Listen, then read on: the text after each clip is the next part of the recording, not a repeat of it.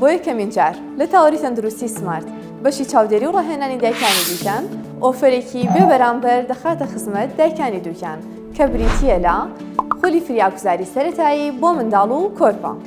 لەو خولەدا چۆنیەتی ئەنجامدانی فریاگوزاری سەرەتایی پێشکەش بە دایکەکان دەکرێت بۆ کۆرپەلەکانیان لە تەمەنی 1 ڕۆژانەیە هەتا 8 ساڵ و گەورەتر کە پێش بێت لەم بەشانەی لای خوارەوە: گەشکە، سووتان، برینداربوون و خوێنبەربوون، خنکانی منداڵەکانتان لە ئاوا یاخود خنکان بەهۆی تەنی بێگانەوە کاتێک کە بۆری هەناسە دەکرێت، کردداری بوژانەوەی دڵوسیەکان، هەروەها ڕێگریکردن و چارەسەرکردنی بای ڕیخۆڵە.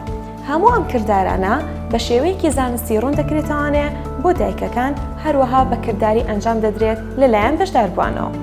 لە پێناو پاراستی منداڵ و کۆرپەکانتان و ڕزگارکردنیان لە هەر حاڵەتێکی نەخوازرا و کتوپڕ کە هەموو کات ئەگەری ڕوودانی هەیە.